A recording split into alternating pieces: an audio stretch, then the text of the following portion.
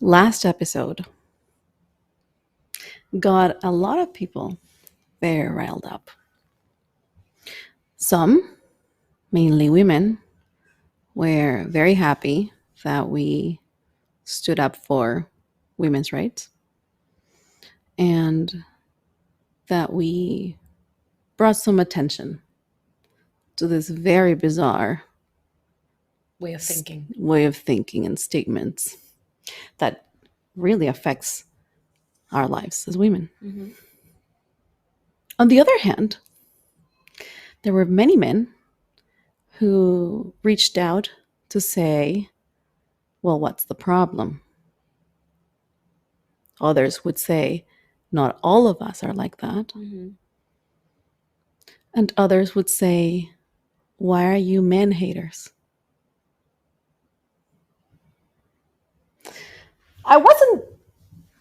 I didn't want to make another episode about this, but it seems to me like we should.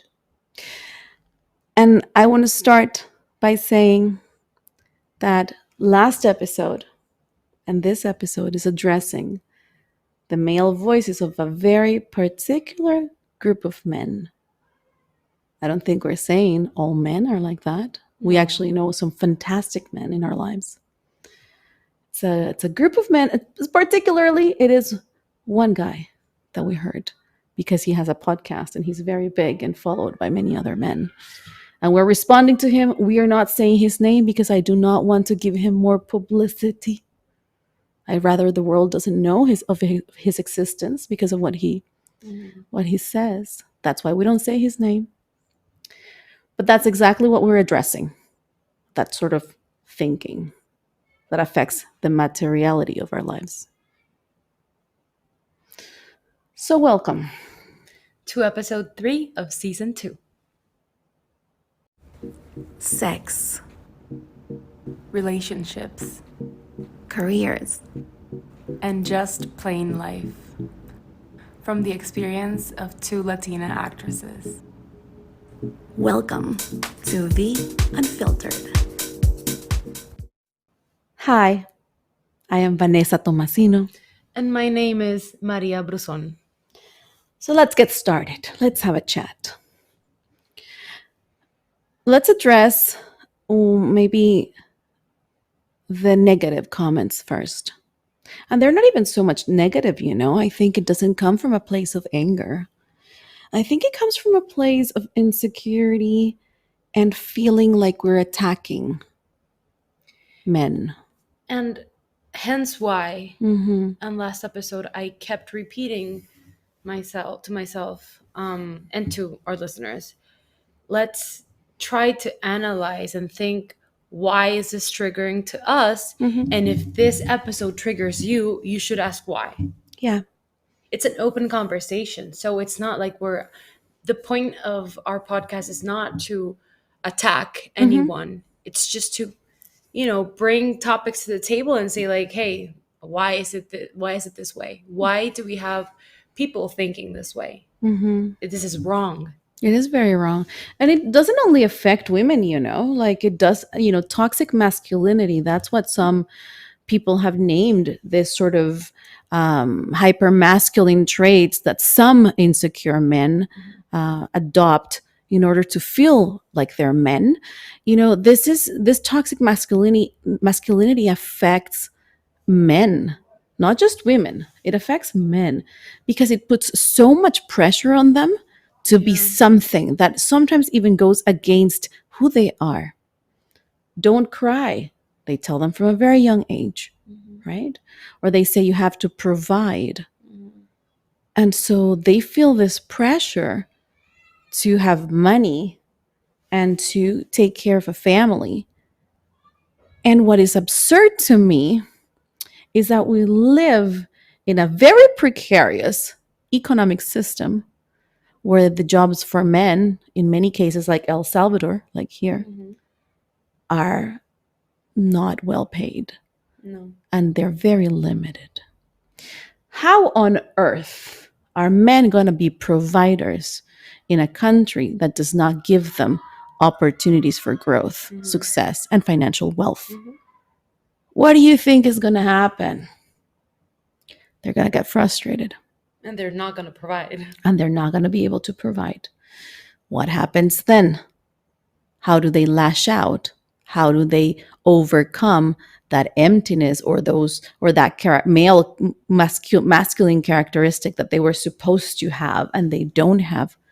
Well, they adopt other hyper masculine characteristics or traits like domestic violence, Mm-hmm. physical abuse at home because they feel like they have to be the leaders somewhere. Once again, I'm not saying it's their fault. If you listen carefully, I'm talking about a system that allows men to do this because they feel emasculated. It's not their fault. Mm-hmm. Okay. I mean, obviously, they do have a choice. We're talking about here that everyone has a choice to be better for sure. But if you're constantly being told that being a man is providing, being strong, taking care of your woman, and you don't have access to that, what do you think is going to happen?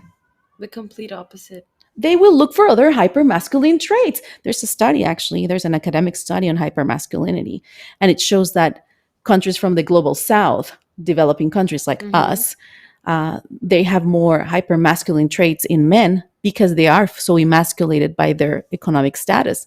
So they feel the need to own guns, hit women, rape women, or anything to make them feel like they're men. Mm-hmm. Now, I'm going to tell the men listening out there, that doesn't make you a man. No. Providing doesn't make you a man. I know it feels like it does because that's the pressure society has put on you. But men, you are so much more than just that.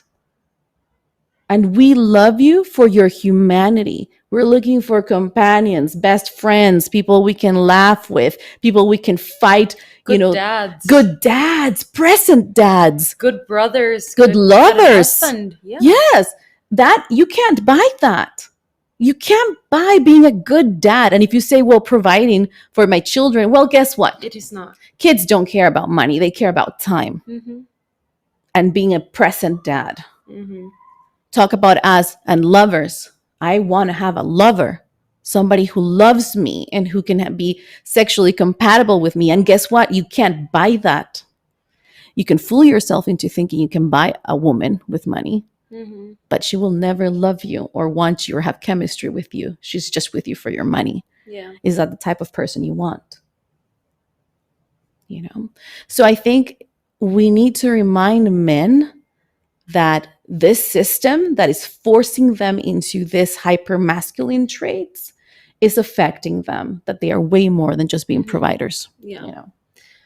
I also think that I would like to shed light to the fact that every human being has masculine traits, masculine energy, and female energy, feminine energy. Feminine. Men have feminine energy as well. Absolutely. And women have masculine energy. Yes. So it is healthy. It is healthy for men to have some, a balanced feminine energy and to let them be in their masculine energy with some things, as well as women, So I can understand. Do we want to open the door? Go ahead. Do it. Yeah. And she'll keep her thought. Let's just wait. This is what happens. Be Unfiltered, a podcast and a home. A home for people. Can you bring down the volume? Oh, that's yeah. Yeah. You're right. So, yes, providing may be one of the factors that lets men be in their masculine energy, but then when it becomes hyper masculine traits, that's when it's unhealthy, because men need their feminine, beautiful energy as well. So I don't know if providing is a problem, or is it like something about pride? Is it cultural? Well, I mean, the study that I told you about, the hypermasculine study, it was mainly about providing and financial problems, being emasculated from the fact that men could not get good jobs, could not provide, or they would a lot of them lost their jobs. That's another thing. A lot of them lost their jobs. So it's mainly that, and it gave the example of why is it that in Europe, for example, in some countries in Europe, because not everywhere, but in some countries in Europe, where French men, for example, they're very much in their masculine energy and their feminine Mm-hmm. energy. They're okay with doing things like washing dishes, crossing their Yeah. legs, wearing the clothes that they want. Like they really are, they have the ability to navigate the masculine and the feminine, right? Mm-hmm. Now, why is that? They are not threatened by their masculinity. And that's the key. That's the key. They're so secure that they're men because they have the good jobs, the Yeah. studies and all that stuff, that they don't need to be telling everybody, look at me, I'm a man. They know they're a man. They know they're so comfortable with their feminine energy Yes. that means that they're literally very comfortable showing it and not having to wear the mask Yes. and play to be the man. To me, I think it's something funny. I just want to mention it and put it out there. To me, men that say like "ew, gay people," "ew, men," or if you ask a man like, "Do you think he's that other man is attractive?" They're like, how can I say? How can I tell? I'm a man. Like, yeah, you're a man, but you're not blind. Yes. For a man to be able to express themselves and say like, yeah, that man is handsome.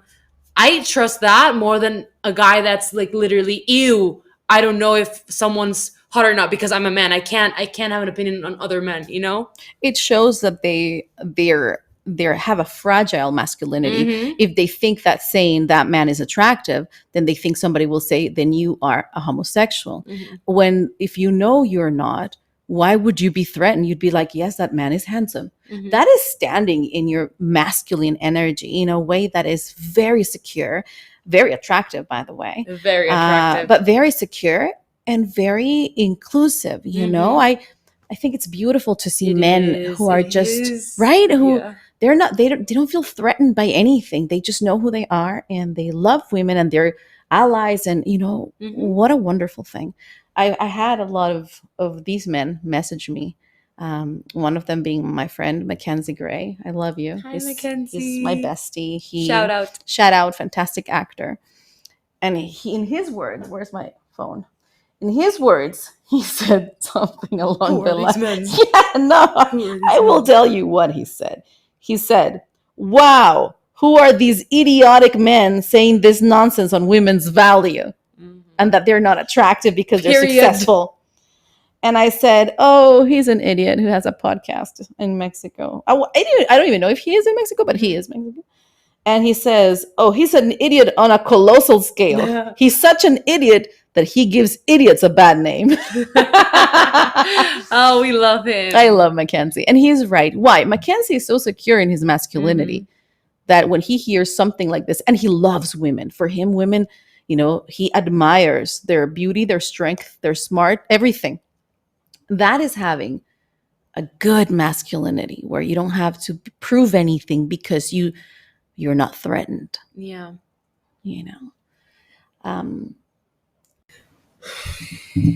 Another one of our listeners, my boyfriend, he is very much in touch with his feminine energy, and he good for him. Yeah, and he is very supportive of us, of the topics we touch here.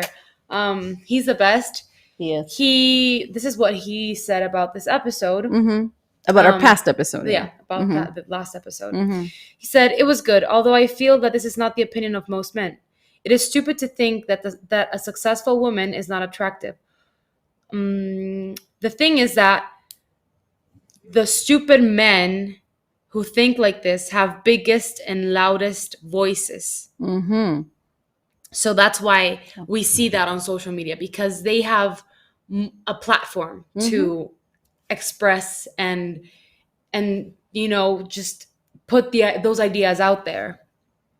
And he said, "Sometimes I get videos of women saying things that I say to myself, what the fuck? Because they're like that. Yeah. Why are they like that? But they're the ones with the biggest platforms, and they screw everything up for the rest of the people. If what you said was true, then the world would be fucked up." And I'm like, baby, The It world is is. fucked up. um, for starters. But Mhm. he is truly an advocate. He's a supporter, and he's very in touch with his feminine energy as well as his masculine energy. And I love letting him be in his masculine Yeah. energy, and I love seeing him so in touch with his feelings, his emotions. Hmm. And fun fact: when he met my dad, he literally said to me, "Damn, your dad's hot.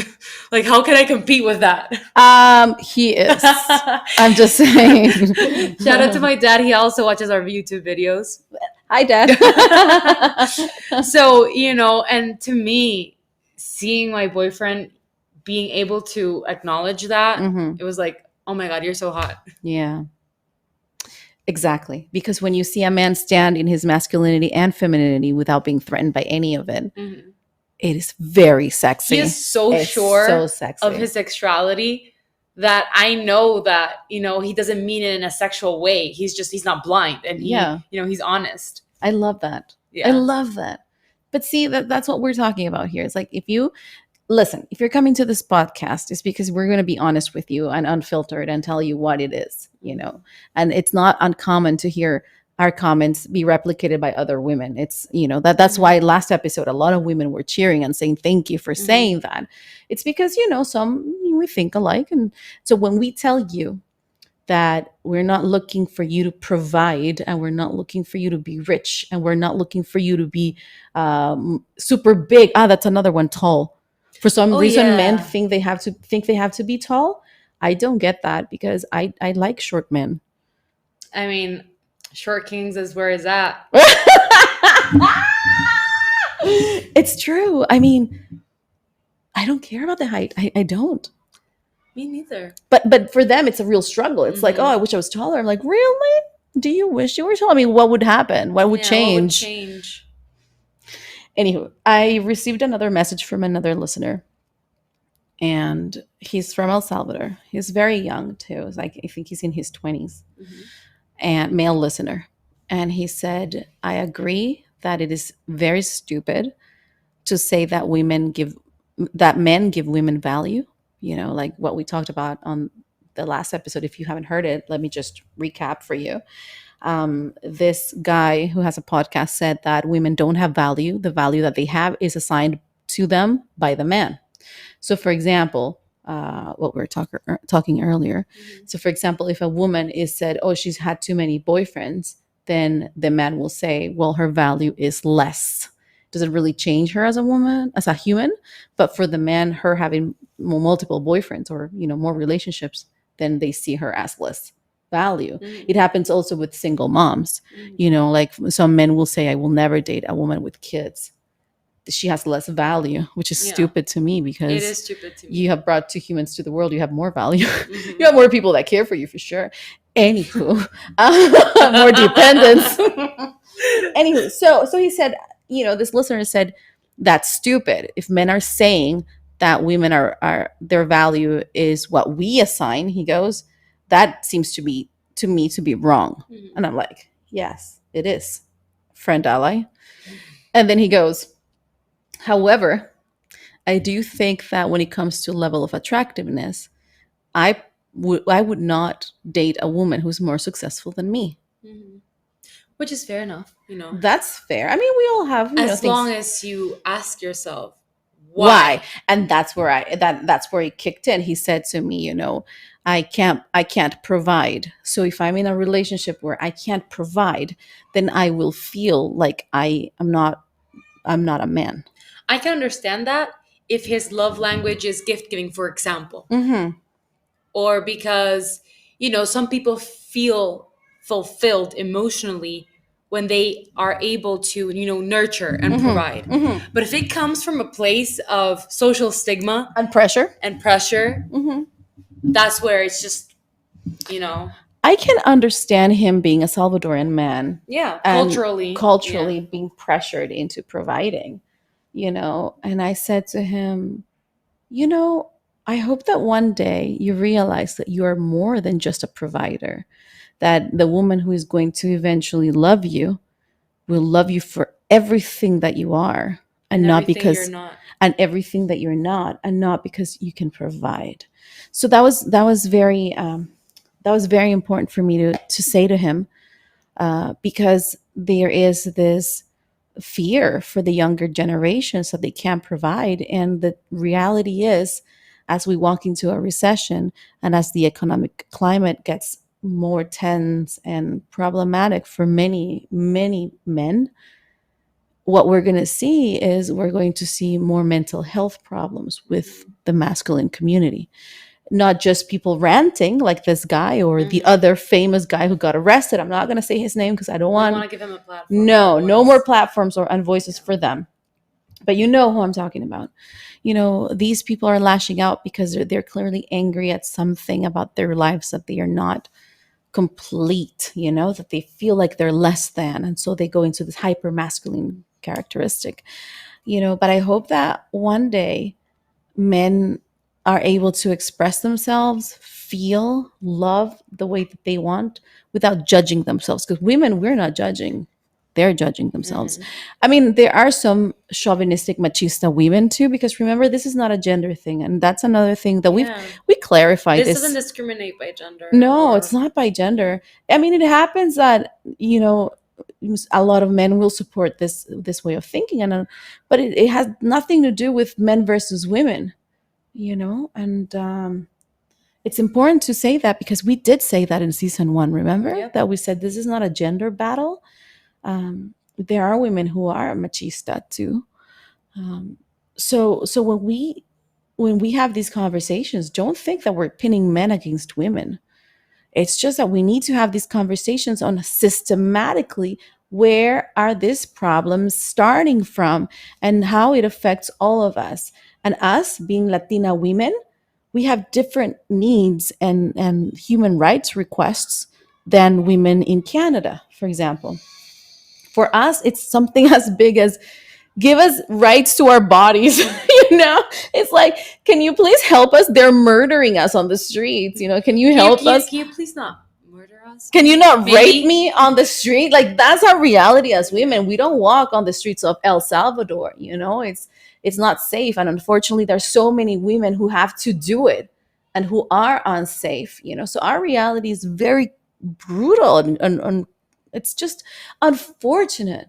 While many women in North America are struggling with different forms of discrimination, or, you know, consent is a big thing right now. Is how do you say how do you give consent? If you're Mhm. an unconscious woman at a party, you know, how can you give consent? You know, somebody just nodding, this is that consent, you know. Yeah. So they have a different battle, you know. So in our podcast, we're talking from the experience of two Latina women living particularly in El Salvador, which is a very different, I'd like to call it like cool world, you know. It's like Mhm. it's a different world. Not that we're cool, but I'm saying it's different. It's like it's everything that people would say that's strange, it happened here. Mhm. You're like, what? This is a Like, reality yeah, like doesn't that only happen in in movies? movies. And then you're like, Like, no. no, we're Welcome to El here. Salvador. And that's why this podcast exists, because you need to know the reality and hear our Mhm. voices too. The pressure for men to be men through things like providing have driven a lot of men to commit suicide. Mhm. It's very frustrating to me to think that young men and old men feel exactly the same way. They feel pressured to be men. Mhm. It's not good. It's not good because the expectations are so high on them. And it's expectations that we as a society have been part of, you know? There's no written book that says men have to provide, but they all feel the pressure. Because it's just the way it's been, and Hmm. it's just It's gender passed down. performance. Yeah. Hmm. In gender performance, it's passed down culturally, and it tells you what you have to perform, literally gender performance.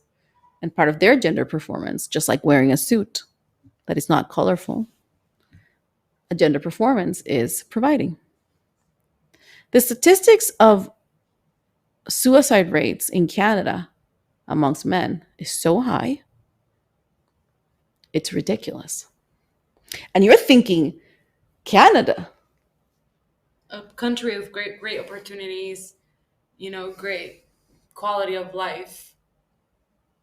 what does that say about El Salvador? Imagine, yeah. They may be taking their lives. I don't know. We don't have statistics on that. However, we know there's increased violence, and that we have statistics Yeah. on. How many headlines in newspapers do you see per week where a man kills his spouse and then kills himself? Mm-hmm. Or a man killing each other for a woman Mm-hmm.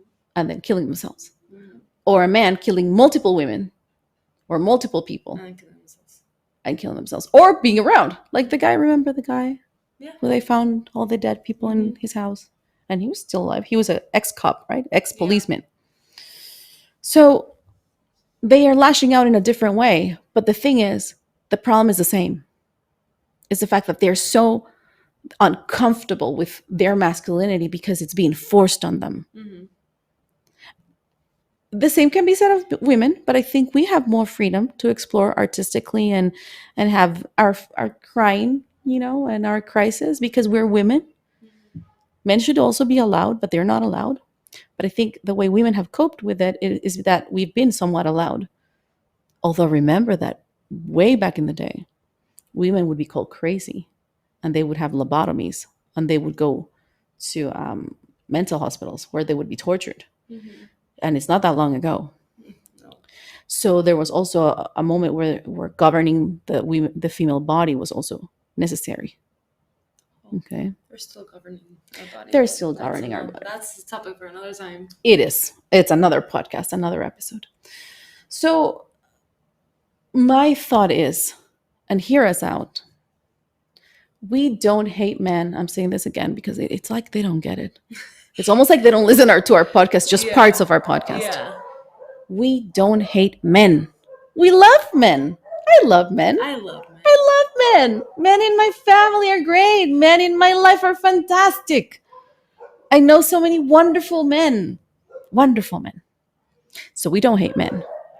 But we're addressing a concern from somebody who has a very big podcast and with a lot of audience and a lot of people cheering him on Platform. and a platform where kids, I was talking to today to shout out to a lovely friend of mine who works at a school as well as a teacher.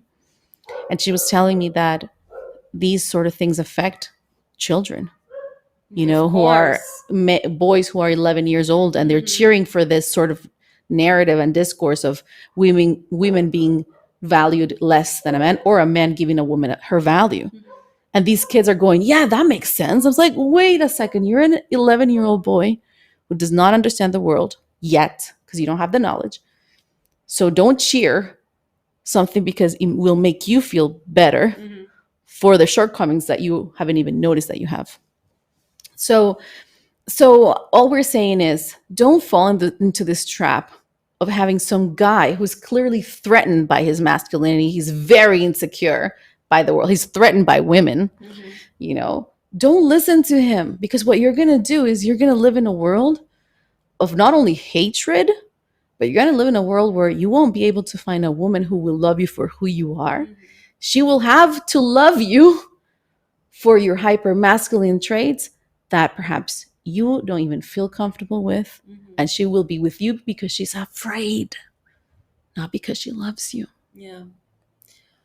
My hope, is for the few or many, we don't know, the few or many men who do have and do share our opinion and support like our views and our supporters, our advocates, and are in touch with our feminine energy.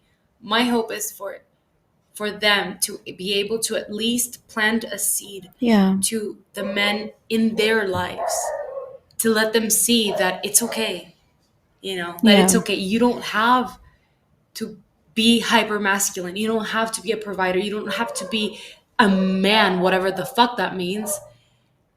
And maybe by seeing someone in their lives, they will say like, oh, wait, I don't have to be that. Yeah. And little by little, for more men to be able to break that cycle, Mm-hmm. break the stigma, break generational pressure. Mm-hmm. That is clearly affecting Hmm. negatively men and women. Yeah.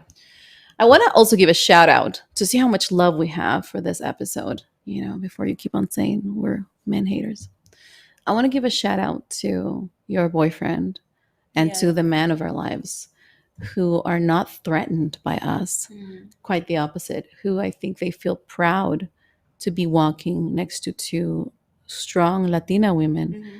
who are not only fighting for their best lives, but also fighting for other people in the community. Yeah. I don't understand how people cannot see the greatest of honors that it is to have a woman who is thinking, who is spiritually connected to her community, to her body, to herself, who is successful, and she's aware of who she is, and then she has chosen you. Hmm. She has chosen you. That is the greatest of privilege. Someone like you choosing your boyfriend is the greatest act of love, of saying, I, a smart thinking woman, have chosen to share my life with you, a wonderful human being. Yes, I agree. Why would you want a woman who doesn't think or who's afraid of you and that's why she's with you, or that she's with you because you have money? Yeah. Like, think about that. Why would you want to be with a woman like that? And so a shout out to them. Thank you for supporting and being an ally, and bravo on your masculinity, because it's attractive, it's wonderful, and it's sexy. It is. With the women, hear me out. I know that you want to be pretty because we've been told that that's our value, Hmm. but you don't have to be whatever you don't want to be. Just be who you are. And being pretty is so subjective that you will always be beautiful to someone. Like Subjective. beauty is a trend anyway. It changes all the time. It changes all It's the in time. flux, Hmm. right? So focus on yourself. Ask yourself what type of woman you want to be, and be the best version of yourself, and then the right person will come along because they will love you for who you are, not for who you're pretending to be. Hmm. I A lovely friend of mine, I love her. She sent me today. Let me just see if I can find it for you. I don't know if you saw this. I didn't send it to you. I forgot, but I will. Send it. Her No. name is Lashanis. Shout out to Lashanis. I love you, girlfriend. She sent me this: The Rise of the Stay-at-Home Girlfriend. And they put the case of this girl who's 25. She's an influencer. She has everything, the life that you want, aloe shots, extensive skincare routines, and all that stuff, and a lot of money. Okay. Hmm. Now, what's the catch? So she stays at home. But here's the catch. Here's the twist. She also does laundry for her boyfriend, who is a millionaire. She brews his coffee and blends green juices for him, cooks his dinner, and makes their bed. And where she goes, wherever he goes, and tags along just in case he needs something. Hmm. She is a stay-at-home girlfriend with certain limitations to her freedom. Hmm. So it's almost like we've gone back to this idea of being owned, or being a slave, or being of service to somebody in exchange of them supporting your wealthy life. Hmm. Is that what you want? I'm not.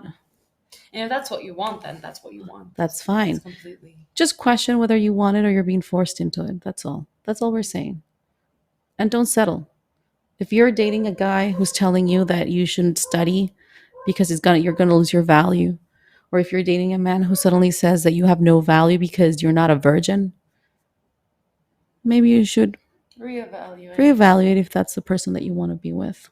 Because you're so much more than your virginity. You're so much more than your money. You're so much more than your looks.